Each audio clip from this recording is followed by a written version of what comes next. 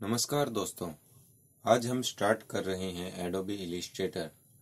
आज हमारी एडोबी की पहली क्लास है, तो चलिए हम हमारा एडोबी सॉफ्टवेयर ओपन कर लेते हैं। हमारा सॉफ्टवेयर ओपन होने के बाद आपके पास कुछ इस तरीके से एडोबी का इंटरफेस रहता है। यहाँ पर लेफ्ट साइड में आपको टूल्स बार मिल जाते हैं। हमारे पास जितने भी टूल्स हैं इन सभी के बारे में हम आने वाली क्लासेस में पढ़ेंगे और इन सभी का यूज़ करना सीखेंगे। हम हमारे माउस की सहायता से हमारे टूल बार को मूव कर सकते हैं। तो चलिए अभी हम हमारे टूल बार को वापस वहीं पर लगा देते हैं जहाँ से हमने मूव किया था। राइट साइड में जो आपको ये आइकन्स दिख रहे हैं यह पैनल्स कहलाते हैं। इन पैनल्स के ऊपर जो आपको दो छोटे से एरो नज़र आ रहे हैं, अगर हम इन पर क्लिक करें तो हमारा पैनल्स का एरिया एक्सपेंड हो जाएगा और हमें हमारे पैनल्स की सभी डिटेल्स शो हो जाएंगी। तो चलिए अभी हम हमारे पैनल के एरिया को मिनिमाइज कर देते हैं उन्हीं दो छोटे एरो पर क्लिक करके। जो आपको यह बीच का एरिया नज़र आ रहा है यह हमारा वर्क स्पेस कहलाता है। तो चलिए हम एक न्यू डॉक्यूमेंट क्रिएट कर लेते हैं। न्यू डॉक्यूमेंट क्रिएट करने के लिए हम फाइल पर जाएंगे और यहाँ से न्यू पर क्लिक करेंगे। जैसे ही आप न्यू पर क्लिक करते हैं आपके पास न्यू डॉक्यूमेंट की एक विंडो ओपन हो जाती है। यहाँ पर आपके पास रिसेंटली ओपन किए हुए सभी प्रीसेट्स मिल जाते हैं। अगर आपने अपना कोई प्रीसेट सेव किया हुआ है तो आप सेव पर जाके अपना प्रीसेट सेलेक्ट कर सकते हैं। अभी हमारे पास कोई सेव प्रीसेट्स नहीं है। अगर हम मोबाइल पर क्लिक करते हैं तो यहाँ पर हमें सभी मोबाइल के प्रीसेट्स मिल जाते हैं। वेब पर क्लिक करेंगे तो हमारे पास वेब के प्रीसेट्स ओपन हो जाएंगे। ऐसे ही अगर आप प्रिंट पर क्लिक करते हैं तो हमारे पास प्रिंट के सभी प्रीसेट्स हमारे सामने आ जाएंगे। अगर हम फिल्म एंड वीडियोस पर क्लिक करें तो हमारे पास फिल्म एंड वीडियोस के सभी प्रीसेट्स हमें मिल जाएंगे। अगर हम आर्ट एंड इलिस्ट्रेशन पर क्लिक करें तो हमारे पास आर्ट एंड इलिस्ट्रेशन के सभी प्रीसेट्स हमें मिल जाते हैं। अभी हम एडोबी 2020 में काम कर रहे हैं, तो चलिए हम प्रिंट पर क्लिक करते हैं। यहाँ से हम लेटर साइज के पेज को सिलेक्ट करते हैं। जैसे ही आप अपने पेज को सिलेक्ट करेंगे तो राइट साइड में आपकी पेज की डिटेल्स आपको शो होने लग जाएंगी। अगर आपके पास अपनी कोई विड्थ एंड हाइट है तो आप अपना पेज भी क्रिएट कर सकते हैं यहाँ से। अगर आप किसी मेजरमेंट के अंदर काम करना चाहते हैं तो पॉइंट पर क्लिक करके आप अपने मेजरमेंट सेलेक्ट कर सकते हैं। हम यहाँ से इंचेस सेलेक्ट करेंगे और डिफ़ॉल्ट सेटिंग के साथ क्रिएट पर क्लिक करेंगे तो हमारा न्यू डॉक्यूमेंट क्रिएट हो जाएगा। न्यू डॉक्यूमेंट क्रिएट होने के बाद भी आप अपनी मेजरमेंट को चेंज कर सकते हैं। न्यू डॉक्यूमेंट क्रिएट करते समय हमारे पास एक ऑप्शन और है, तो चलिए हम दोबारा से न्यू डॉक्यूमेंट की विंडो पर चलते हैं। यहाँ पर हमें एक आर्ट बोर्ड्स का ऑप्शन मिल जाता है। अगर हम हमारे यहाँ पर मैं 2 नंबर डालूँ तो हम हमारे न्यू डॉक्यूमेंट पर 2 पेजेस क्रिएट कर सकते हैं। अगर यहाँ पर मैं 3 या 4 नंबर डालूँ तो अब मैं अपने डॉक्यूमेंट पर 4 पेजेस क्रिएट कर सकता हूँ। मैं डिफ़ॉल्ट सेटिंग के साथ यहाँ पर 4 नंबर डालते हुए क्रिएट पर क्लिक करूँ तो मुझे मेरे न्यू डॉक्यूमेंट पर 4 पेजेस क्रिएट होकर के मुझे मिल जाएंगे या 4 आर्ट बोर्ड्स मुझे मिल जाएंगे। तो चलिए अभी हम इसे बंद कर देते हैं।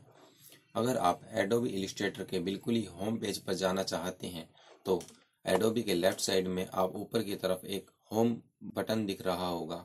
अगर हम इस पर क्लिक करें तो आप एडोबी के बिल्कुल ही स्टार्टिंग पेज या होम पेज पर चले जाएंगे। यहाँ से भी आप अपने प्रीसेट सेलेक्ट कर सकते हैं या क्रिएट न्यू पर जाएं तो न्यू डॉक्यूमेंट की विंडो आपके पास ओपन हो जाएगी। यहाँ पर मैं आर्ट बोर्ड की संख्या 1 कर लेता हूँ और अब क्रिएट पर क्लिक करूँ तो यह मुझे न्यू डॉक्यूमेंट बना करके मुझे दे देगा। चलिए अभी हम इसे बंद कर देते हैं। अब हम हमारे टूल बार की तरफ चलते हैं। हमारे टूल बार के अंदर हमारा पहला टूल है सिलेक्शन टूल। जो आपको यह ब्लैक कलर का एरो नज़र आ रहा है यह है हमारा सिलेक्शन टूल।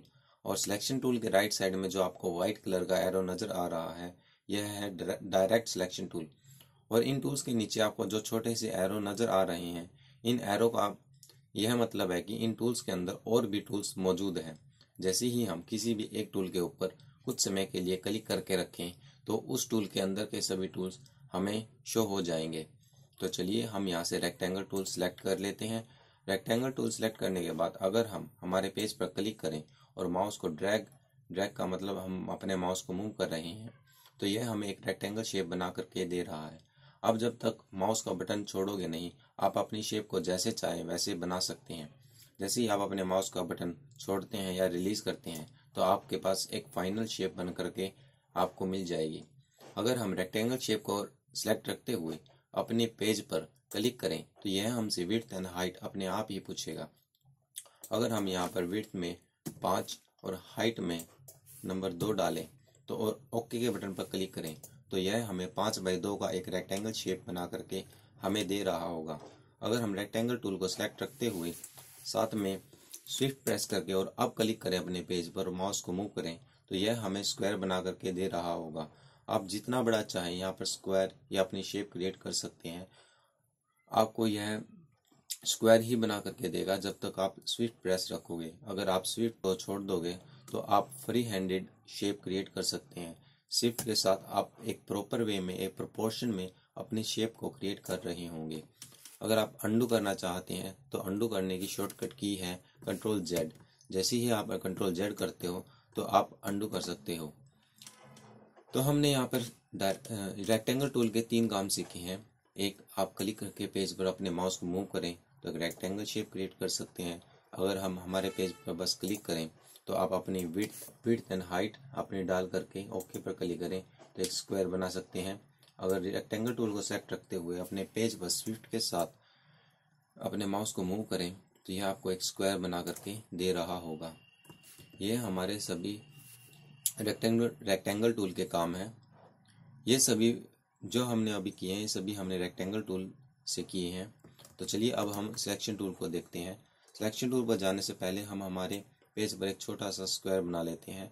मैंने अभी स्विफ्ट प्रेस रखते हुए अपने पेज पर क्लिक करके एक स्क्वायर बनाया है। अब मैं अपने सिलेक्शन टूल को सिलेक्ट करते हुए अपने शेप पर क्लिक करूं तो आपको आपकी शेप के चारों तरफ एक बाउंड्री नज़र आ रही होगी। इस बाउंड्री को हम बोलते हैं बाउंडिंग बॉक्स। और इस बाउंडिंग बॉक्स के चारों तरफ जो आपको छोटे छोटे बॉक्सेस नज़र आ रहे हैं यह कहलाता है रीसाइज हैंडल्स। रीसाइज हैंडल की मदद से आप अपनी शेप को बड़ा या छोटा या अपनी शेप को चेंज कर सकते हैं। यहाँ पर हम आपको एक बात और बताना चाहेंगे कि अपनी शेप को बड़ा या छोटा करना और अपने शेप को जूम करना दोनों ही अलग अलग बातें हैं। हमारे पास जूम करने के बहुत सारे ऑप्शंस हैं। तो पहला ऑप्शन है हमारे पास हमारे टूल बार के अंदर नीचे की ओर जो यह आपको जूम टूल नज़र आ रहा है। इससे हम हमारे पेज को या हमारी शेप को जूम कर सकते हैं। जैसे ही हम अपने जूम टूल को सिलेक्ट करते हैं तो आपके पास एक मैग्नीफाइंग ग्लास आपके सामने आ जाता है। उस मैग्नीफाइंग ग्लास के अंदर जो आपको प्लस का निशान दिख रहा है, अब प्लस का निशान आने के बाद आप अपने पेज पर कहीं पर भी क्लिक करें तो आप अपने पेज को जूम इन कर सकते हैं। अगर आप ऑल्ट प्रेस करें तो आप देखोगे कि आपके मैग्नीफाइंग ग्लास के अंदर माइनस का निशान आ गया है। और अब आप अपने पेज पर क्लिक करो तो यह आपको अपने पेज को जूम आउट करके दे रहा होगा। अब जितना बड़ा करना चाहें या जितना छोटा अपने पेज को करना चाहें यहाँ से कर सकता है। और हमारे पास एक आसान तरीका और है जूम आउट और जूम इन करने का। अगर हम किसी भी टूल पर हैं और ऑल्ट प्रेस करते हुए अपने माउस के व्हील को ऊपर की तरफ रोटेट करें तो यह आपको आपके पेज को जूम इन करके दे रहा होगा। अगर हम होल्ड प्रेस रखते हुए अपने माउस के व्हील को नीचे की ओर स्क्रॉल करें तो यह हमें हमारे पेज को जूम आउट करके हमें दे रहा होगा। अगर आप फिक्स परसेंटेज में अपने पेज को जूम आउट या जूम इन करना चाहते हैं तो एडोबी इलस्ट्रेटर के लेफ्ट साइड में नीचे की ओर आपको कुछ परसेंटेज नज़र आ रही होंगी। यहाँ से भी आप अपने पेज को जूम आउट या जूम इन कर सकते हैं फिक्स परसेंटेज पर। अगर आप कंट्रोल प्लस स्विफ्ट प्रेस करें तो यहाँ से भी आपके पास जूम टूल आ जाता है। और साथ में ऑल्ट प्रेस और शिफ्ट प्रेस करें तो यहाँ से आप अपने पेज को जूम आउट कर सकते हैं। तो यह हमारे जूम करने के कुछ ऑप्शंस थे। तो चलिए अब अगर हम स्पेस प्रेस करें तो आपके पास हैंड टूल आ जाता है। हैंड टूल की मदद से आप अपने पेज को मूव कर सकते हैं या पैन कर सकते हैं। अगर हमारे टूल बार के अंदर नीचे की तरफ आपके पास हैंड टूल का ऑप्शन भी मिल जाता है। यहाँ से भी आप हैंड टूल सेलेक्ट करके अपने पेज को मूव कर सकते हैं। तो चलिए हम हमारे सिलेक्शन टूल पर चलते हैं और सिलेक्शन टूल के काम देखते हैं। सबसे पहला काम है हमारे सिलेक्शन टूल का, हम हमारी शेप या हमारे ऑब्जेक्ट को सिलेक्ट कर सकते हैं। सिलेक्शन टूल की मदद से हम हमारे ऑब्जेक्ट को मूव कर सकते हैं। हमारे रीसाइज हैंडल्स की मदद से हम हमारे शेप को चेंज कर सकते हैं। अगर हम स्विफ्ट प्रेस रखते हुए शेप को चेंज करें तो यह आपको एक प्रिपोर्शन वे में आपकी शेप को चेंज कर रहा होगा। कंट्रोल जेड अंडू करेंगे। अगर आप अपने रीसाइज हैंडल की थोड़ा सा बाहर की तरफ अपने माउस के जाएं तो यह आपको एक टिल हुए 2 एरो नजर आ रहे होंगे। इन एरो के आने के बाद अगर आप क्लिक करें और अब अपने माउस को मूव करें तो यह आपको आपके शेप को रोटेट करके हमें दे रहा होगा। अगर यही काम हम स्विफ्ट प्रेस करते हुए करें तो यह आपको एक 45 डिग्री के एंगल पर या एक प्रोपोर्शन वे में आपको आपकी शेप को रोटेट करके हमें दे रहा होगा। तो यहाँ से हमारे सिलेक्शन टूल के क्या क्या काम है हम दोबारा से देखते हैं। पहला काम हम सिलेक्ट कर सकते हैं। दूसरा काम हम हमारे ऑब्जेक्ट को मूव कर सकते हैं। तीसरा काम हम हमारे ऑब्जेक्ट की विड्थ एंड हाइट को चेंज कर सकते हैं विद रीसाइज हैंडल के साथ। चौथा काम हम हमारी शेप को रोटेट कर सकते हैं। अगर हम हमारी शेप को सिलेक्ट करें और ओल्ड प्रेस करते हुए अपनी शेप पर क्लिक करके मूव करें तो यह हमें हमारे ऑब्जेक्ट की या हमारी शेप की कॉपी बना करके दे रहा होगा। ओल्ड प्रेस करके अगर ऐसे ही हम दोबारा से तो यह हमें दोबारा अपनी उसी ऑब्जेक्ट की कॉपी बना करके दे रहा होगा। अब जितनी मर्जी चाहे अपने ऑब्जेक्ट की कॉपी बना करके कहीं पर भी रख सकते हैं अपने पेज पर।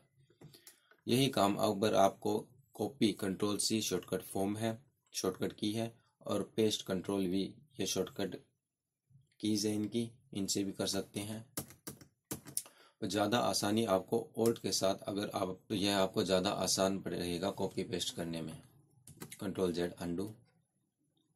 अगर हम अपने ऑब्जेक्ट की कॉपी लेकर ओल्ड के साथ और साथ में स्विफ्ट प्रेस करें तो आपका ऑब्जेक्ट एक प्रॉपर प्रिपोर्शन वे में जा रहा होगा। अब आप फ्रीली कहीं पर भी अपने ऑब्जेक्ट एक प्रॉपर प्रोपोर्शन वे में यह आपको अपने ऑब्जेक्ट को रख रहा होगा या पैरेलल आपके ऑब्जेक्ट के पैरेलल ही दूसरा ऑब्जेक्ट की कॉपी आपको मिल रही होगी। हमारे पास यहाँ पर एक शॉर्टकट की और है, वह है कंट्रोल डी। अगर हम हमारे ऑब्जेक्ट को आगे की तरफ मूव करें और आप कंट्रोल डी प्रेस करें तो यह हमें हमारे उसी ऑब्जेक्ट की के एक्शन को रिपीट करके हमें दे रहा होगा। आप जितने बार चाहे अपने एक्शन को रिपीट कर सकते हैं। अगर हम कंट्रोल डी दबा के रखें तो यह हमारा ऑब्जेक्ट आगे की तरफ चला जाए, काफ़ी आगे चला जाएगा। कंट्रोल जेड करके हम अंडू करते हैं। अगर हम हमारे ऑब्जेक्ट की कॉपी लें होल्ड प्रेस रखते हुए, साथ में शिफ्ट प्रेस किया है हमने, और अब हम कंट्रोल डी करें तो यह हमें हमारे एक्शन को रिपीट भी कर रहा होगा और हमें हमारे ऑब्जेक्ट की कॉपी भी बना करके दे रहा होगा। Control Z undo. तो चलिए अब हम हमारे रेक्टेंगल टूल के अंदर देखते हैं और कौन कौन से टूल मौजूद हैं। हमारे पास यहाँ पर इलिप्स टूल है। हम इलिप्स टूल को सिलेक्ट करके अपने पेज पर क्लिक करें और शिफ्ट के साथ अपने माउस को मूव करें तो यह हमें एक सर्कल बना करके देगा। अब मैं सिलेक्शन टूल की मदद से अपने इस सर्कल की एक कॉपी ले लेता हूँ। हम यहाँ पर ओल्ड प्रेस करते हो साथ में शिफ्ट प्रेस करेंगे तो यह हमें हमारे ऑब्जेक्ट की कॉपी दे देगा। और अब मैं कंट्रोल डी करूं तो यह हमें हमारे एक्शन को रिपीट भी करेगा और हमें हमारे ऑब्जेक्ट की कॉपी भी बना करके देगा। हम इन सभी को सिलेक्ट करते हुए अपने पेज पर सेट कर लेते हैं और ओल्ड के साथ क्लिक करके अपने ऑब्जेक्ट को नीचे की तरफ लाएं और अब शिफ्ट प्रेस करूं तो यह हमें सेम प्रोपोर्शन में हमारे ऑब्जेक्ट की कॉपी बना करके हमें दे देगा। और अब मैं कंट्रोल डी करूं तो यह हमें कॉपी भी बना करके देगा और हमारे एक्शन को रिपीट भी कर रहा होगा। तो यह था हमारे पास कंट्रोल डी शॉर्टकट फॉर्म के कुछ काम। तो चलिए अब हम दोबारा से हमारे टूल बार में चलते हैं। आपको टूल बार के अंदर नीचे की तरफ 2 बॉक्सेस नजर आ रहे होंगे। एक आपको व्हाइट कलर का बॉक्सेस नजर आ रहा होगा और एक है ब्लैक कलर का। जो व्हाइट कलर का बॉक्स है हमारे पास यह कहलाता है फिल, और जो ब्लैक कलर का बॉक्स है यह कहलाता है स्ट्रोक। फिल क्या होता है? फिल जो हमारे ऑब्जेक्ट का अंदर का एरिया होता है यह फिल कहलाता है। स्ट्रोक क्या होता है? स्ट्रोक होता है जो हमारे ऑब्जेक्ट का बाहर की जो बाउंड्रीज है उसे स्ट्रोक कहते हैं। यहाँ से हम हमारे ऑब्जेक्ट फिल एंड स्ट्रोक का कलर भी चेंज कर सकते हैं। तो चलिए पहले हम सिलेक्शन टूल को देख लेते हैं, फिल एंड स्ट्रोक को देखेंगे। सिलेक्शन टूल की मदद से आप अपने सभी ऑब्जेक्ट को एक साथ सिलेक्ट कर सकते हैं या आप एक लाइन को भी सिलेक्ट कर सकते हैं। अगर हम नीचे वाली लाइन को सिलेक्ट करें और हम चाहें कि हमारी एक लाइन छोड़ के हम दूसरी तीसरी लाइन को भी सिलेक्ट करें, अगर हम ऐसा करें तो हम देखेंगे कि हमारी पहली वाली सिलेक्शन हमारी हट गई है। अगर हम इससे ऊपर वाली सिलेक्शन करें, हम हमारे सिलेक्शन टूल की मदद से सभी ऑब्जेक्ट को सिलेक्ट कर सकते हैं या किसी एक लाइन को सिलेक्ट कर सकते हैं। अगर आप इस सिलेक्शन को, आपने यह लाइन सिलेक्ट की है और आप चाहते हैं कि हमारी यह लाइन भी, अगर हम इस लाइन को भी सिलेक्ट करना चाहें तो आप देखोगे कि आपकी पहली वाली सिलेक्शन हट गई है।